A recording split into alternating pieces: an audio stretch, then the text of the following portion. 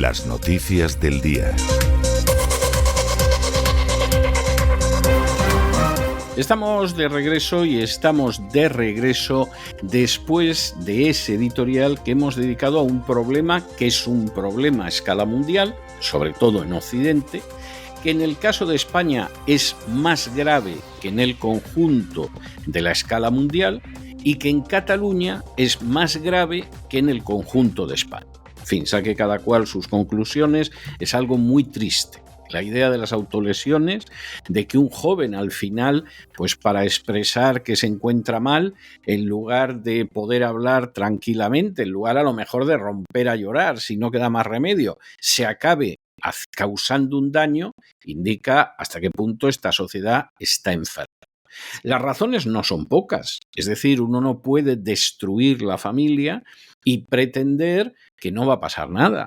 Uno no puede intentar influir en los jóvenes para que tengan un concepto de la sexualidad totalmente disparatado para su desarrollo de años y que en muchos casos es perverso y pretender que eso no cause daños psicológicos.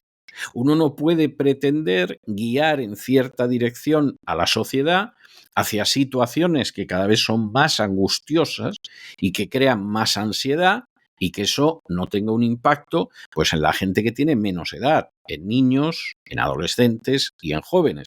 Es que es de sentido común. El problema es que, primero, no se quiere bajo ningún concepto ver las raíces del problema.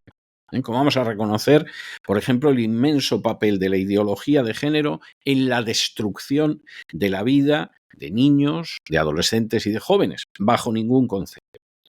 ¿Cómo vamos a reconocer el inmenso papel de la ideología de género en la destrucción de vidas de mujeres que llegan a los 50 con una botella de ginebra y un gato y nada más? Bueno, a lo mejor 2 gatos y además de la botella de ginebra, una de whisky. No podemos reconocer eso. Nos vamos a llevar por delante 2, 3 generaciones de mujeres, porque ya hay algunas jóvenes que están reaccionando frente a ello, pero no vamos a reconocer jamás que nos hemos equivocado. Y tampoco vamos a reconocer, aunque los médicos lo están diciendo a voces, que nuestra sanidad, que es un montón de guano, que sí, que habrá médicos muy competentes y enfermeras muy entregadas, pero el sistema sanitario es un montón de guano en España. Es la justificación para robar a los ciudadanos. Ese sistema sanitario frente a este problema no tiene nada, absolutamente. Como si fueras al dentista, que tampoco te lo cubre el sistema sanitario en España. Estás absolutamente perdido. En algún lugar, los médicos, asustados de que a urgencias les lleguen continuamente adolescentes, niños que se han autolesionado, pues han dicho, a ver si hacemos algo, porque vienen muchos. Pero no existe nada. Y por supuesto, quien está a cargo de la sanidad, que ya saben ustedes que es una mema, médico y madre, pues resulta que bajo ningún concepto tiene esto dentro de su objetivo. Ni cosa parecida, preparándose para la próxima vacuna y lo que se van a enriquecer algunos con ella. Pero eso es todo. Y este es un problema muy serio. Y además es un problema que, como todos los problemas importantes, pasa con los menos importantes, no va a pasar con los importantes. Hay que ir a la raíz del problema y desarraigarlo. No simplemente pues dar calmantes para que en última instancia pues resulta que parezca que los síntomas se reducen. Esto es como esa gente que cada vez que cuentas la realidad de España y su historia dicen y a continuación se cuentan un montón de mentiras para tener la sensación de que se han tomado un analgésico frente a un desastre nacional que dura siglos. Y entonces, en uno de los momentos en que la crisis nacional es más fuerte, dentro de las últimas décadas, en vez de enfrentarse con el problema, se toman un analgésico que a algunos que sean especialmente ignorantes o tontos les sirve, que es el de decir ante los problemas reales de España que no se han querido solucionar, que es línea negra.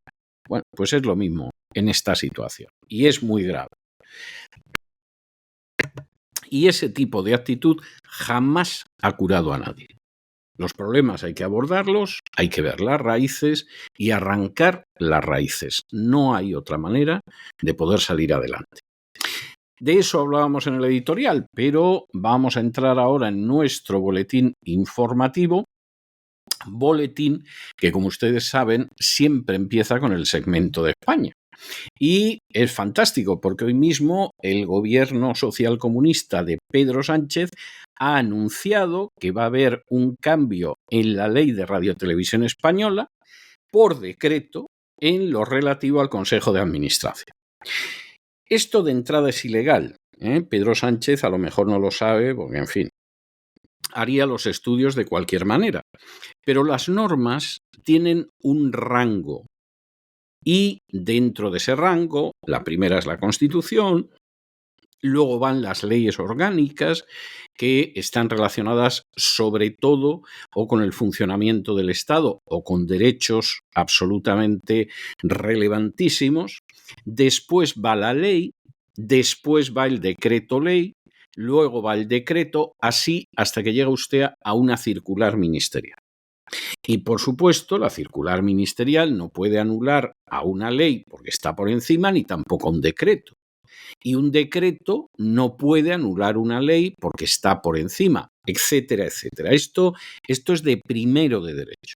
En algunos casos, algunos hasta nos lo enseñaron en el COU todavía en el colegio. Bien, pues al gobierno le importa un pimiento la ley de Radiotelevisión Española. Ha decidido que la reforma y la reforma por decreto. Ya está.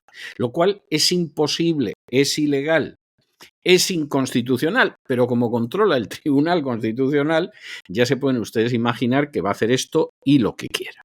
Y ese cambio de la ley de Radiotelevisión Española lo que permite es que el Consejo de Radiotelevisión Española, en vez de pactarse porque tiene una mayoría cualificada para su nombramiento y que por lo tanto se tenga que poner de acuerdo con pues casi todas las fuerzas políticas, ya sabemos que si gobierna el Partido Popular va a estar más inclinado hacia el Partido Popular y si gobierna el Partido Socialista más inclinado hacia el Partido Socialista, pero ciertos excesos no es que estén totalmente controlados, pero por lo menos están moderados, morigerados.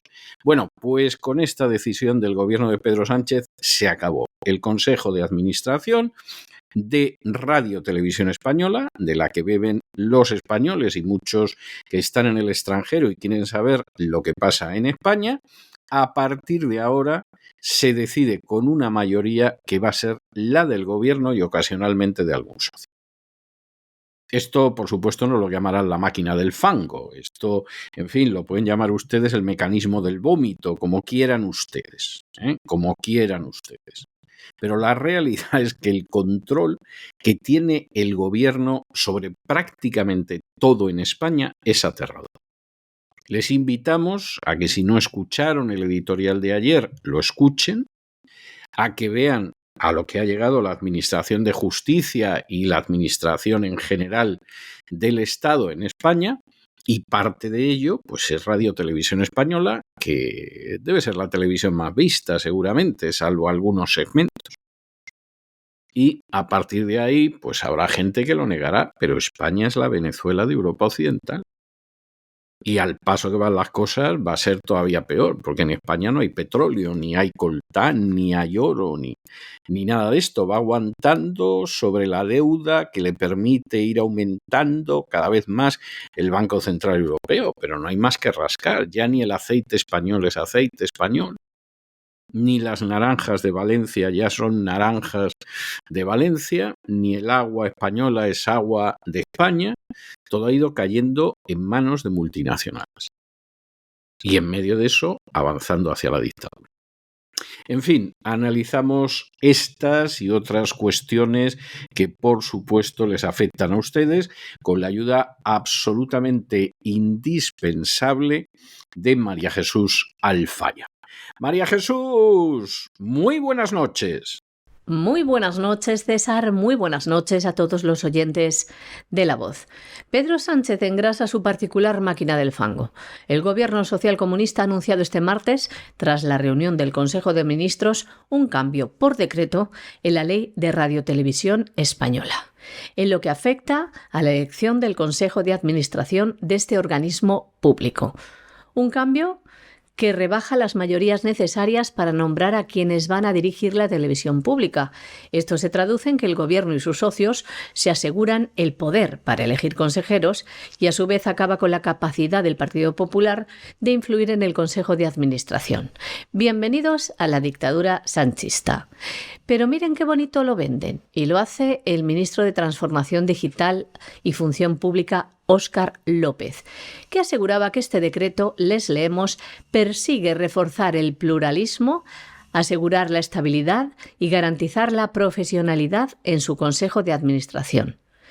¡Qué pluralismo más curioso, señores! Como ven, la televisión pública al servicio del Partido Socialista, una vez más la dictadura sanchista en acción.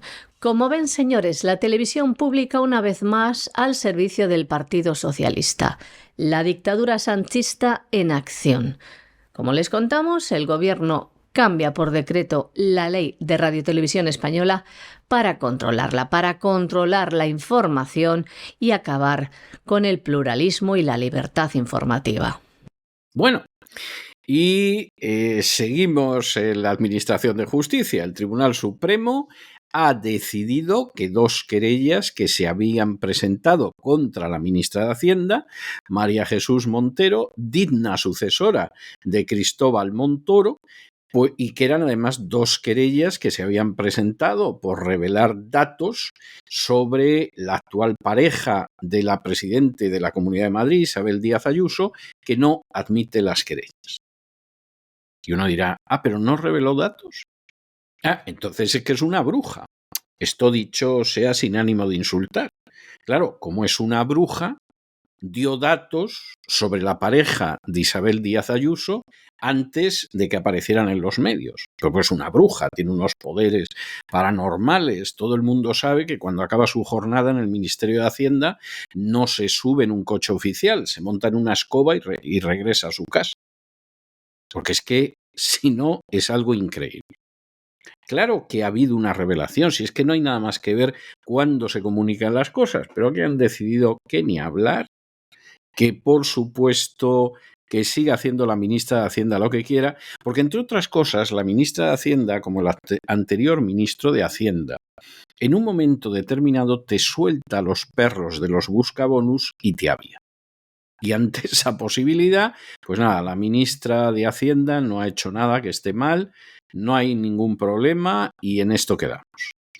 Claro, al mismo tiempo, la pareja de Díaz Ayuso, que está bastante quemada, como diría un castizo, más que el palo de un churrero por las cosas que le han hecho, pues insiste al Supremo para que intervenga el correo electrónico del fiscal general del Estado. Y uno dirá, ¿ensañamiento? No, es de sentido común.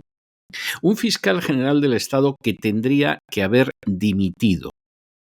Y de pronto te aparece en una entrevista de televisión y te dice que tiene muchos datos que podría utilizar de políticos. Y tú dices, vamos a ver, indigno fiscal general del Estado. Una de dos.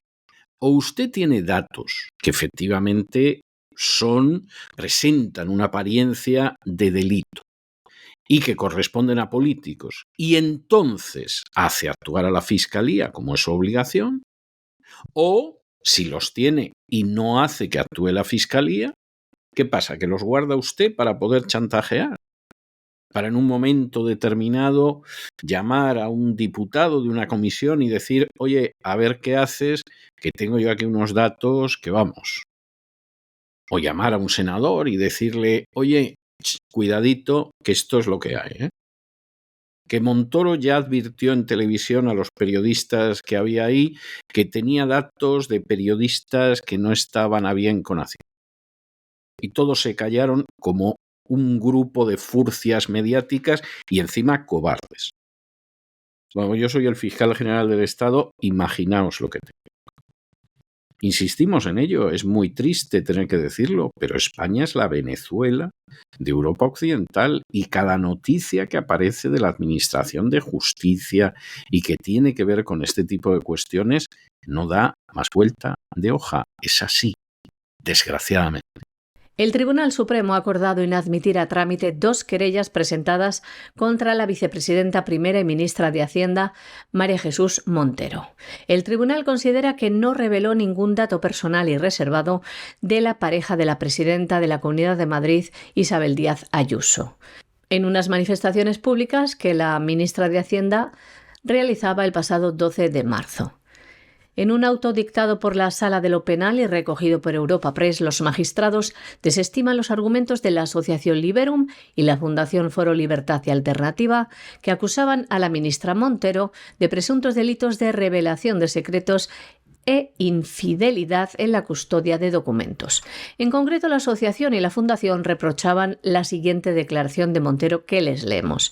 Decía María Jesús Montero lo siguiente: yo diría, en primer lugar, que evidentemente requiere que la presidenta de la Comunidad de Madrid dé explicaciones y actúe con absoluta transparencia respecto a si efectivamente, como se ha publicado en medios de comunicación, está viviendo en un piso que se pagó con fraude a Hacienda Pública y que se pagó con las comisiones respecto a las mascarillas en la peor situación de la pandemia que tuvo este país. Esto es lo que decía María Jesús Montero un 12 de marzo.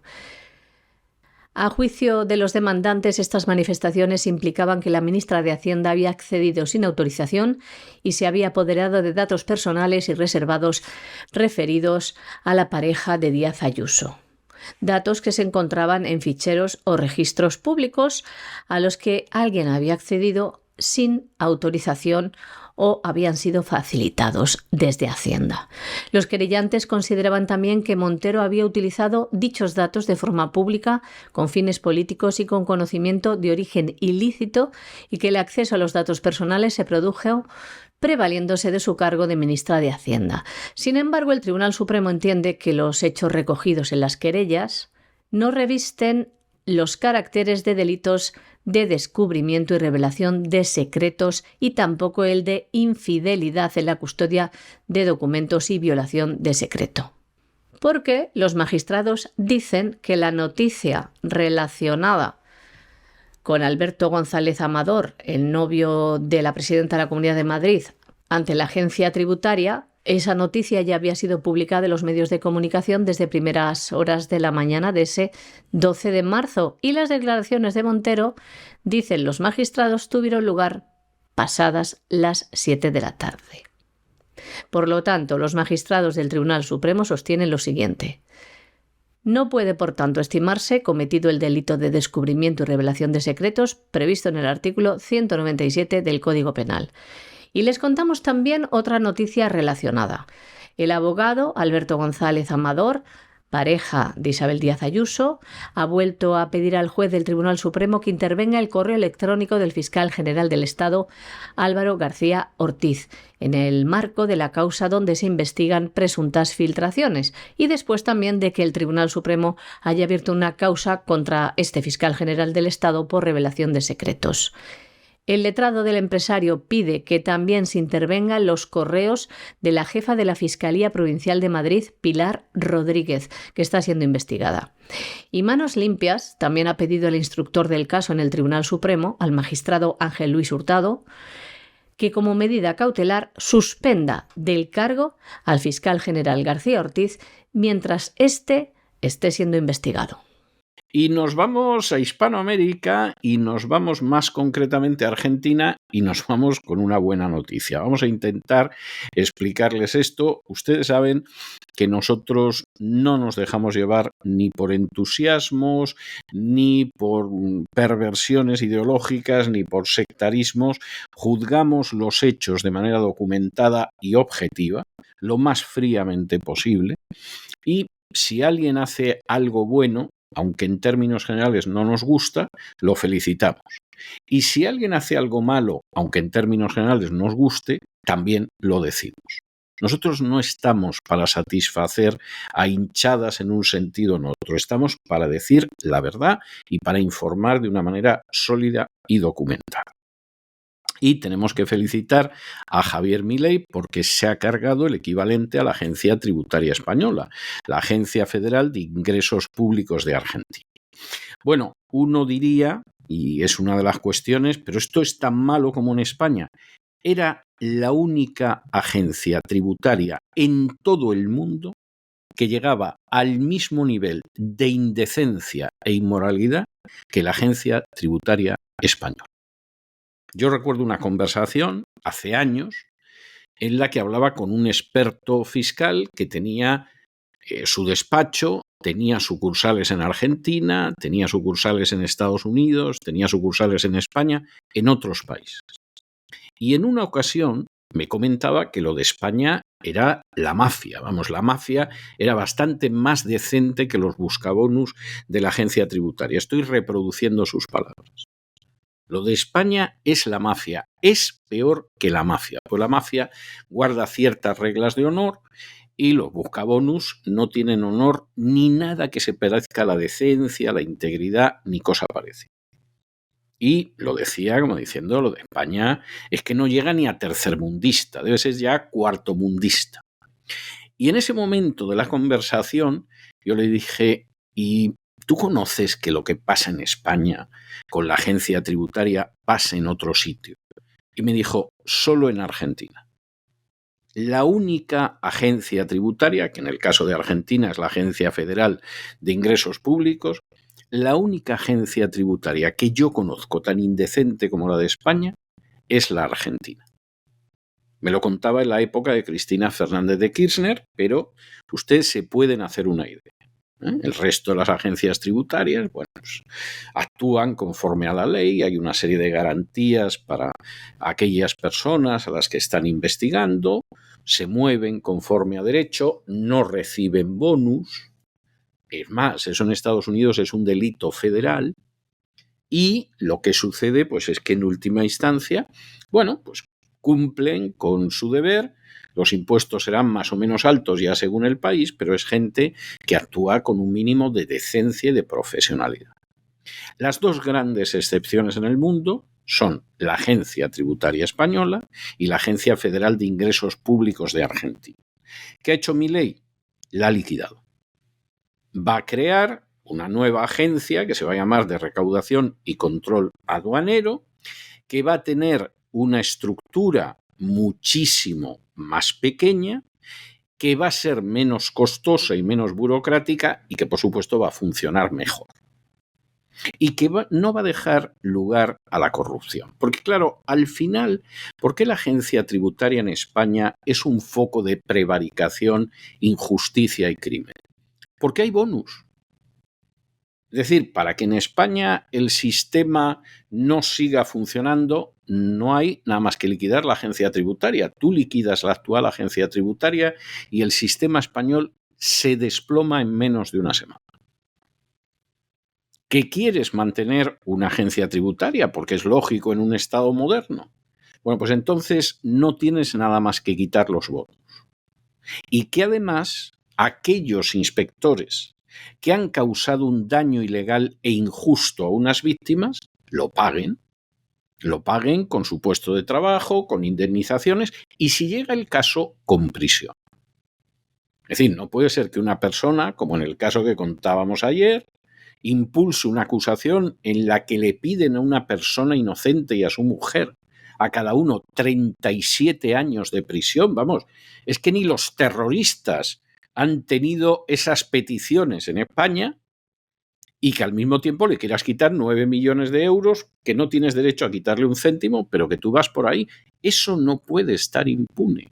Y mientras esté impune, lo único que sucede es que se perpetúa la corrupción del sistema. En el caso de Argentina, ya es la locura. Hay una señora por ahí que se llama Florencia Misray, que esta tenía un salario que, por supuesto, Milei le va a bajar y que va a equiparar al salario de un ministro nacional, porque es que estaba ganando, vamos, lo que el presidente de los Estados Unidos.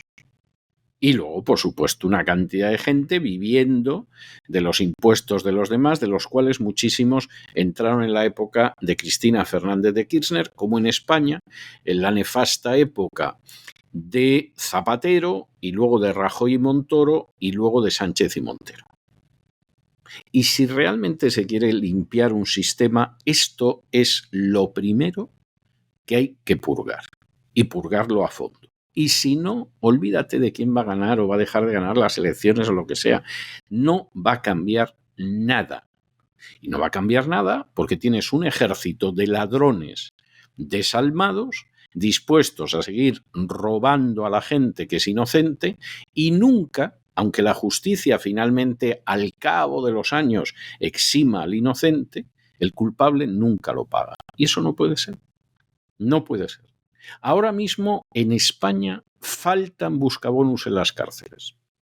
Tendría que haber un nutrido grupo de buscabonus en prisión. Para empezar, los buscabonus que llevaron el expediente de la persona a la que le dedicamos ayer el editorial. Ahí tendría que estar desde el juez instructor al fiscal, pasando por los buscabonus, todos detrás de rejas. Y si eso no sucede, miren ustedes, da lo mismo que gobierne Sánchez, que gobierne Rajoy o que gobierne Rita la cantaora. De todas formas, el ciudadano no es un ciudadano, es simplemente una oveja a la que esquilar y, llegado el momento, llevar incluso al matadero para el día de la matanza. Ya lo dijo Milei, iba a recortar gastos, a eliminar organismos y funcionarios ineficientes que sean un lastre para el desarrollo del país, como es el caso, dice, de la Agencia Federal de Ingresos Públicos de Argentina. Como si dijéramos la Agencia Tributaria Española, pero claro está, salvando las distancias, ya que lo de la Agencia Tributaria Española no tiene parangón. En Argentina, la Agencia Federal de Ingresos Públicos va a ser sustituida por la Agencia de Recaudación y Control Aduanero, de siglas ARCA. Aquí la oficina del presidente ha denominado una estructura más simple, más eficiente, menos costosa y menos burocrática. Según la oficina de la presidencia, con la medida se va a reducir en un 45% a las autoridades superiores. Estos puestos van fuera. Y en un 31% los niveles inferiores, lo que afirman representa una eliminación del 34% de la estructura actual, lo que generará un ahorro anual de 6.400 millones de pesos, es decir, unos 6,5 millones de dólares. En el mismo comunicado, el Gobierno también anuncia la desvinculación de 3.155 agentes que dicen entraron de manera irregular en la AFIP durante el último gobierno kirchnerista, en este órgano de recaudación tributaria. Y es que, para que se hagan una idea, el titular de la AFIP, la Agencia Federal de Ingresos Públicos de Argentina, gana casi el mismo sueldo que el presidente de los Estados Unidos. Eso es lo que comentan en la prensa. El sueldo de Florencia Mirray es de unos 32 millones de pesos argentinos, es decir, unos 32.500 dólares. El gobierno de Javier Milei va a bajar este sueldo y lo va a equiparar al salario de un ministro de la Nación, que es de unos 4 millones de pesos argentinos, es decir, unos 4.068 dólares. Bueno, y hace apenas unas horas, y esto es una notición, el que fue presidente del Perú, Alejandro Toledo, ha sido condenado a 20 años de prisión por el caso Odebrecht. Odebrecht era una constructora brasileña y los jueces han considerado más que probado que le dieron decenas de millones de dólares al presidente Toledo y, por supuesto, el presidente Toledo fue detenido, juzgado y condenado, no es poco, 20 años y 6 meses de pena. Conociendo el Perú, uno se hace una pregunta, y esta es una pregunta que seguramente va a quedar contestada en los próximos años. Si Alejandro Toledo, en vez de ser un indígena, en vez de ser un indio, hubiera pertenecido a los blanquitos, ¿lo habrían detenido, enjuiciado y condenado? Porque es que no deja de ser curioso que ese grupo, que los propios peruanos llaman los blanquitos, no los llamo yo así, porque claro, fue llegar los españoles y lo primero que establecieron fue un estatuto de limpieza de sangre, que excluía de los cargos, incluso cargos muy de muy bajo nivel, pero también, por ejemplo, del episcopado, excluía a aquella gente que tenía una gota una gota de sangre indígena, de sangre negra, de sangre judía o de sangre mora. Y los catálogos de mezclas de razas que se publicaron en el Perú colonial verdaderamente no tienen desperdicio. Es algo que yo creo que no tiene paralelo en ningún momento de la historia, en ningún país, ni en ninguna cultura. Y eso ha persistido en el Perú. En el Perú es un país donde buena parte de la población es indígena pura, sin gota de sangre blanca. Hay una parte de la población que es mestiza, aunque siendo mestiza se ve que la mayor parte de su sangre es sangre indígena. Es más, hay indígenas que se hacen pasar por mestizos para estar supuestamente mejor considerados. Y luego tienes un grupo pequeño de blancos que no se han cruzado a lo largo de los siglos y que en buena medida son los que mandan en el Perú. Y efectivamente el sueño de mucho peruano mestizo es poder entrar en una familia de los blancos. Lo llevan claro, lo llevan clarete, pero es el sueño. Cuando de pronto actúa la justicia, los blanquitos suelen acabar muy bien. A veces, puede haber alguna cosilla, pero en términos generales parece que la acción de la justicia no los ve. Los debe encontrar tan pálidos. Los otros, como tienen un color más oscuro, cobrizo, pues se ve que se notan más. E insisto, yo es una pregunta que me hago. O sea, ¿realmente Toledo es el único que ha recibido sobornos? O Toledo es que era un indio, vamos, si es que se le ve, no hay que ser un experto en etnografía para ver a Toledo y ver lo que era Toledo. O sea, si es que esto no tiene más vuelta de hoja. ¿La condena es justa? Hombre, un soborno de decenas de millones de dólares, ustedes dirán si puede quedar impune, y además afectando al presidente de la nación. Pero uno, quizá por su malicia natural, no puede dejar de pensar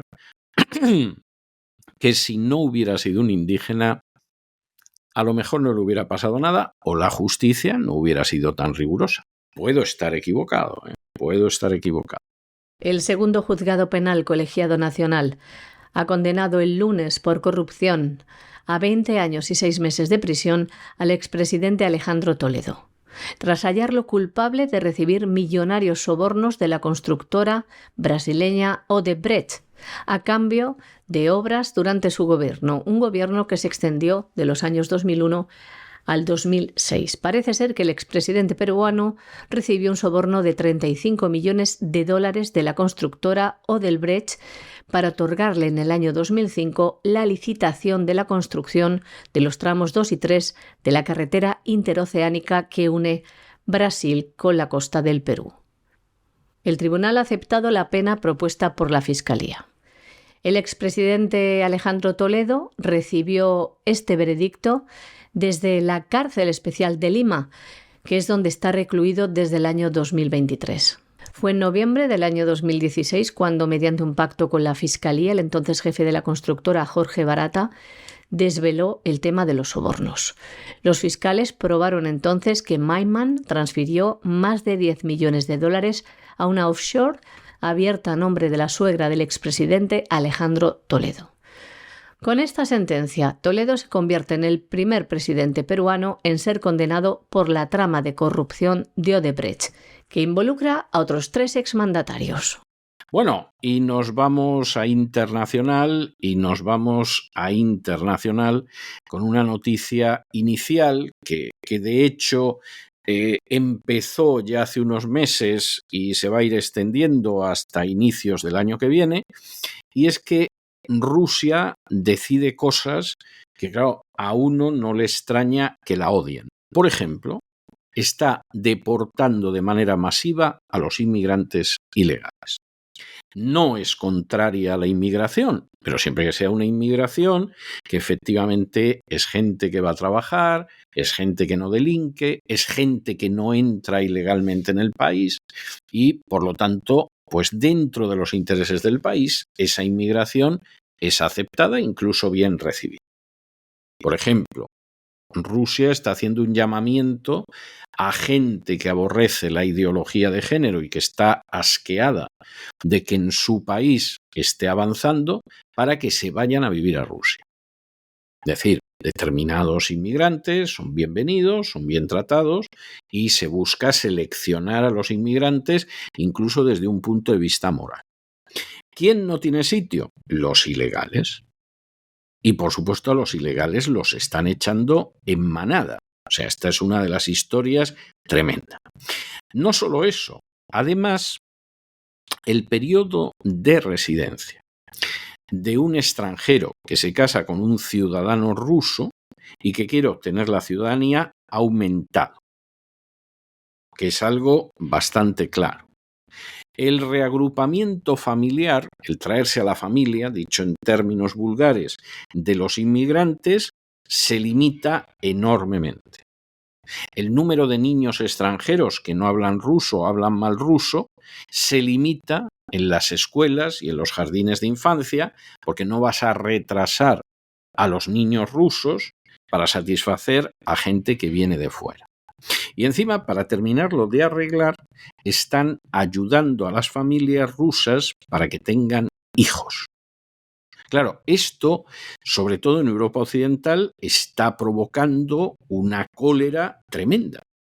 No se dejan invadir por los extranjeros, les ponen condiciones, reconocen que la inmigración ilegal está relacionada directamente con el aumento de la delincuencia, cosa que no se puede decir en Occidente, porque inmediatamente te llueven las piedras supuestamente por racista, y encima quieren que la población nacional crezca. En vez de decrecer como consecuencia de la ideología de género, o en vez de marcharse a otro sitio porque ya el país se ha hecho insoportable, en Rusia quieren que esas familias crezcan y además defienden a las familias. ¿Cómo no los van a odiar? Si son uno de los pocos países del mundo que se opone de la manera más clara a la agenda globalista. Y que no solamente se opone en el sentido de decir que esto está mal, que no queremos que nos colonicen otros, etcétera, sino que te dicen que la agenda globalista es diabólica, es satánica y es un desastre para los pueblos. Bueno, pues aquellos que están impulsando la agenda globalista en todas partes del mundo, recurriendo a la violencia, al chantaje, a la extorsión, a la mentira, tienen que odiar a esta gente. Es que lo que uno no puede esperar es que lo aplaudan. Y es así de claro. Es decir, gente que no va a legalizar el matrimonio homosexual, que no va a permitir que hormones a un niño y lo castres o lo vacíes porque de pronto le ha dado por pensar que es transgénero, que no va a tolerar jamás la adopción de niños por parejas homosexuales, que sigue defendiendo la idea de una familia basada en un padre y en una madre, que además ayuda a las familias para que tengan más hijos, que son odiosos, desde la perspectiva de la agenda globalista, sin ningún género de duda. El gobierno ruso no puede permitir que la inmigración ilegal traspase y se asiente en sus fronteras. Una inmigración que en muchos de los casos atentan contra las libertades, contra la seguridad de los ciudadanos rusos de diversas maneras. El punto de inflexión de las medidas que ha tomado el gobierno ruso tienen también su origen en el pasado 22 de marzo.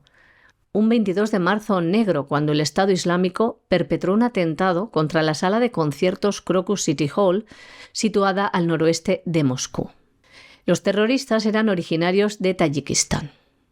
Por ello, en el mes de julio, la Duma estatal aprobó las modificaciones más serias a la legislación migratoria de los últimos tiempos. Así las definían los propios diputados cuando las aprobaron. De este modo, desde el próximo mes de febrero del año que viene, el 2025, los agentes de policía van a poder expulsar a los inmigrantes ilegales de Rusia sin mediar una decisión judicial. Lo pueden hacer por determinadas infracciones administrativas, por ejemplo, por propaganda de relaciones sexuales no tradicionales y pedofilia. consumo de alcohol en lugares públicos y violación de las normas de conductas en los estadios. Posteriormente, la Duma estatal propuso otras medidas como las siguientes. Se prevé aumentar de 2 a 3 años el periodo de residencia en el caso de matrimonio con un ciudadano ruso para poder obtener la ciudadanía. Pasará a ser de 3 años. Se prohibirá a los inmigrantes que trabajen con un contrato laboral traer consigo a sus familias. El Ministerio de Educación recomienda limitar el número de hijos de extranjeros que hablen mal el ruso en las escuelas y en los jardines de infancia, no más de 3 por clase o grupo. En otoño, la Duma estatal inició la lucha contra la llamada inmigración ilegal y a principios de octubre se presentaron 5 proyectos de ley en el Parlamento. Esto es lo que proponen sus autores. Considerar la presencia ilegal de una persona en el territorio ruso como una circunstancia agravante en cualquier delito. Esto dará al tribunal la oportunidad de imponer sentencias completas a los inmigrantes ilegales y también imponer sentencias reales por delitos menores.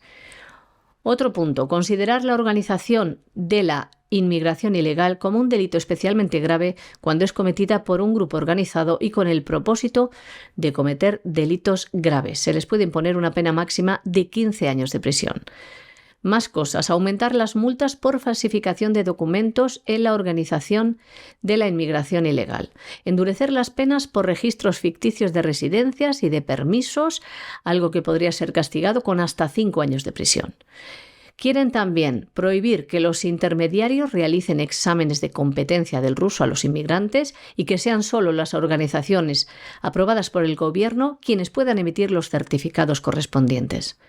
También van a poder bloquear sitios web con información sobre servicio de inmigración ilegal sin una decisión judicial. Esto es lo que pretenden. Además, en el año 2025, Rusia contará con un registro de personas controladas en el que se incluirán los extranjeros que se encuentren ilegalmente en el país. Se les prohibirá conducir, utilizar bancos, inscribir a los niños en las escuelas, entre otros temas.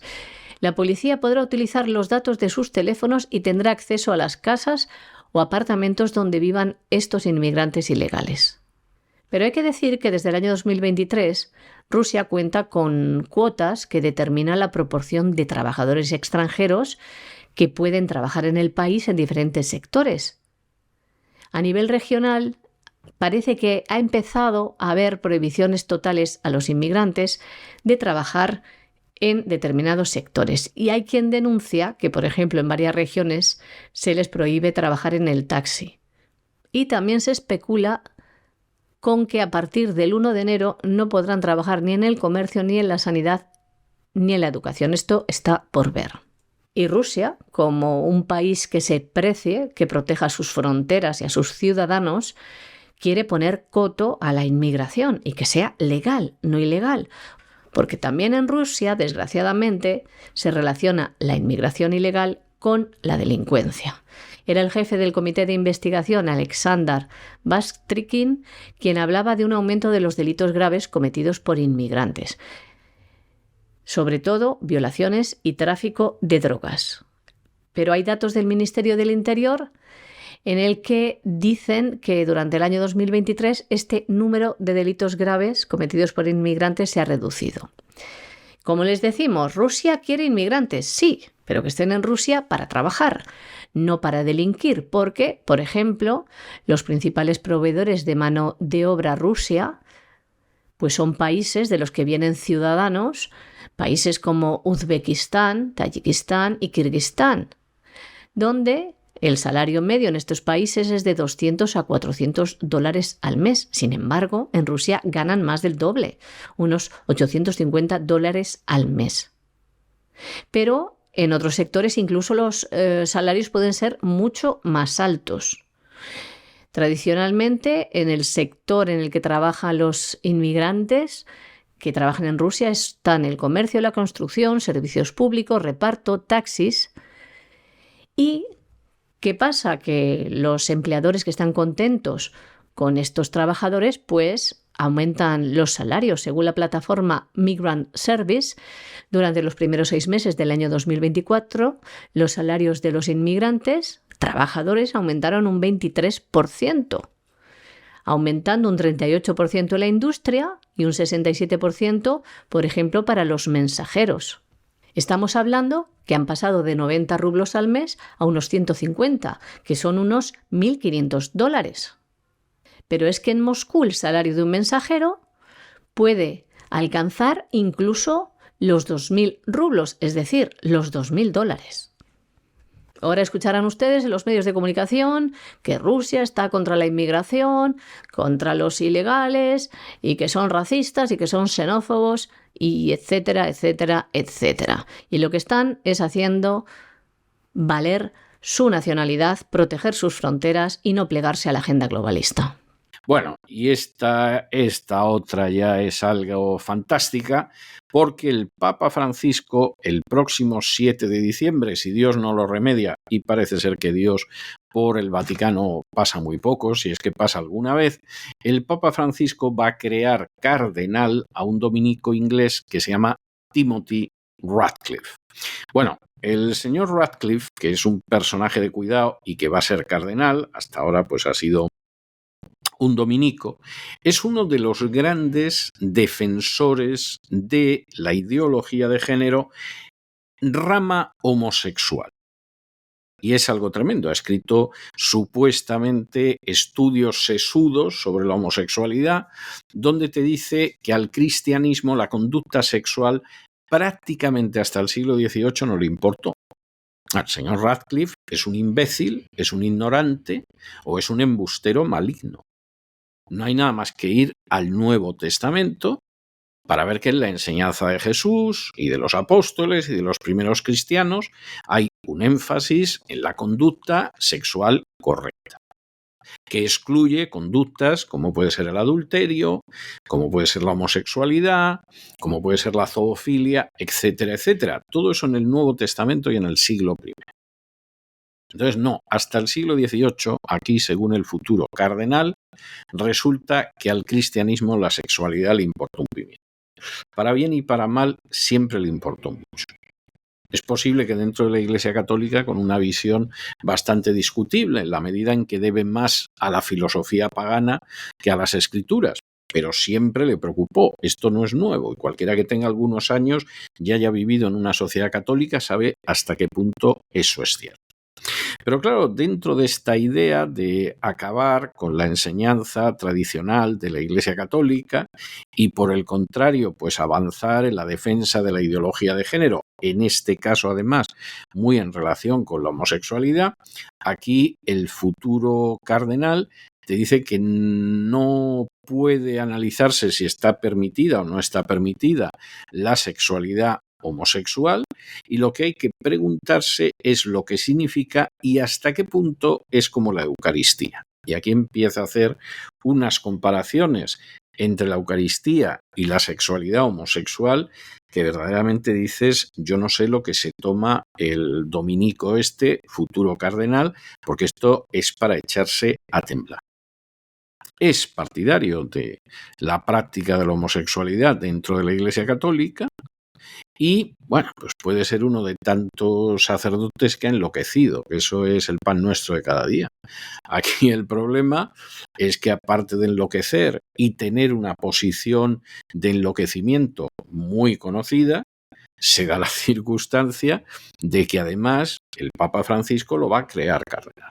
Y claro, esto ya es bastante más serio e indica por dónde va el Vaticano, no nos vamos a engañar, con el que manda en cada momento histórico, que a veces se llama Adolf, y a veces se llama Benito, y a veces se llama la agenda globalista. El Papa Francisco nombrará cardenal el próximo 7 de diciembre al dominico inglés Timothy Ratcliffe, un dominico del que han alertado desde diversos medios de comunicación, entre ellos Infovaticana, quienes antes del anuncio ofrecieron un perfil, según palabras textuales de este medio, sobre el peligro de este religioso y predicador oficial del sínodo de la sinodalidad, que afirman que en lugar de ser elevado a cardenal tendría que haber sido sometido a una inspección por parte de la doctrina de la fe. Pero ya saben ustedes en qué anda el Papa Francisco, ¿no? Pues plegado también a la agenda globalista. Infovaticana tuvo acceso a un informe sobre sexualidad humana que elaboró The House of Bishops, la Cámara de los Obispos, uno de los órganos de la Iglesia de Inglaterra, la anglicana. Un informe que se publicó en el año 2013, en el que también escribió el dominico Radcliffe, un informe que contiene un resumen de un trabajo del mismo. Un trabajo que le pidieron los cardenales. Y miren ustedes qué casualidad, como cuenta Infovaticana, este informe se ha borrado de Internet. Pero ya había publicado Infovaticana citas literales del mismo, que le reproducimos a continuación. Unas afirmaciones que Infovaticana define de muy fuertes porque la verdad son, señores, muy fuertes. Este informe encargado por el órgano anglicano explica que trataban de colaborar con teólogos que, les leemos, tienen cosas nuevas e interesantes que decir y que no se dejan cooptar fácilmente para apoyar ninguna postura dentro de las disputas actuales de la Iglesia. Teólogos que han invitado a reunirse con ellos, los obispos, porque son bien conocidos por su trabajo, decían, por su trabajo sobre ética sexual y relacional. Y citan al profesor Oliver O'Donovan y a Timothy Radcliffe. Teólogos que explican en este informe, les dieron por escrito sus presentaciones. Timothy Radcliffe expuso en estas jornadas de trabajo que durante la mayor parte de la historia de la Iglesia la conducta sexual no ha sido una preocupación importante ni se ha entendido principalmente en términos de normas. Según el dominico, el cambio comenzó con la Reforma, pero solo con la Ilustración, dice, vemos una preocupación primordial por la regulación del sexo y añade que lo que sospecha es que tanto esta obsesión por el sexo como el énfasis en las normas son relativamente tardíos y ajenos al cristianismo tradicional. En su lugar, el padre Radcliffe propuso una ética sexual eucarística que partiera de la entrega del cuerpo de Jesús en la última cena. Agárrense. El informe de los anglicanos recoge esa visión. Les leemos. Dice así: podría ayudarnos a superar el dualismo, la división entre cuerpo y alma, que ha sido un problema constante para el pensamiento cristiano, especialmente desde Descartes. Si somos en esencia mentes, entonces lo que hacemos con nuestros cuerpos no es tan importante. Nuestra sociedad permisiva tiene un desprecio implícito por el cuerpo. Y sigue diciendo el padre Radcliffe. Habla en esta ocasión del problema de la cultura machista y lo dice del siguiente modo. El orgullo masculino herido no soporta mostrarse vulnerable. Hasta hace poco la homosexualidad se consideraba afeminamiento y por tanto se enterraba y ocultaba. Esto a veces conducía a la ocultación y la deshonestidad. ¿Estará justificando los abusos de la Iglesia? Esto es un comentario aparte. En el apartado del informe que recoge la intervención de Radcliffe, este informe de los obispos, se lee también esto, les leemos. Como Jesús se entregó a sí mismo de una vez para siempre, la relación sexual es un acto de alianza. Nos entregamos para siempre. Pero en nuestra sociedad, el matrimonio es una institución frágil y ningún vínculo es tan seguro como antes. Vivimos en una sociedad de contratos a corto plazo, tanto en el trabajo como en casa, lo que dificulta mucho las cosas a las parejas. La Iglesia debe encontrar la manera de ofrecer una acogida completa a las personas cuyos matrimonios se han roto. Todo esto lo decía hace más de 10 años. Pero aquí viene lo mollar de este escrito, que dice también: otro aspecto de la entrega de Jesús es que es una fecundidad que estallará en frutos en la mañana de Pascua. La fecundidad y la fertilidad también son intrínsecas a la sexualidad.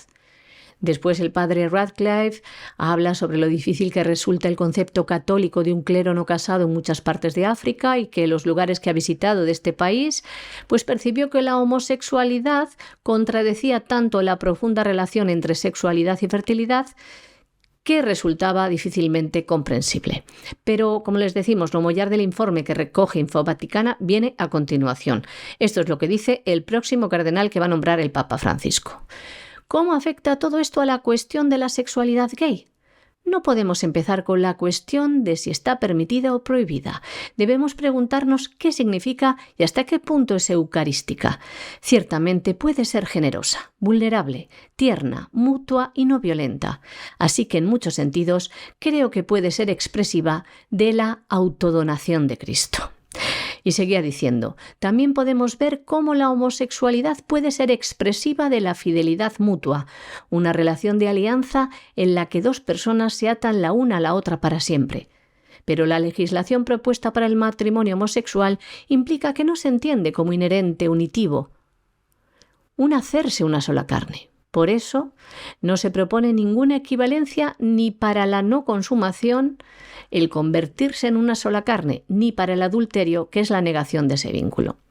Ya ven, declaraciones en el año 2013 del dominico Timothy Ratcliffe, nacido en Londres hace 79 años y quien será nombrado cardenal de la Iglesia Católica por el sumo pontífice de la misma, el Papa Francisco, el próximo 7 de diciembre. Y hasta aquí hemos llegado con nuestro boletín de hoy. María Jesús, muchas gracias, muy buenas noches y hasta mañana, Dios mediante. Gracias a ti, César. Hasta mañana, Dios mediante. Y ustedes no se nos vayan, porque hoy martes ya saben que tenemos un programa doble y sesión continua dedicado a la economía. Se le ve por ahí ya a Lorenzo Ramírez, que no sé qué trae en los brazos, parece un bebé, no sé exactamente qué será, que ya saben que se va a subir al avión del Despegamos, como todos los días, y le va a dar un niquelado a la economía en todo el mundo. Y luego llega en la segunda parte de nuestro programa doble y sesión continua dedicado a la economía, llega don Roberto Centeno con su espacio de la economía que se fue, que se va a ir, ahí sigue y lo que te rondaré morena. De manera que no se vayan, que regresamos enseguida.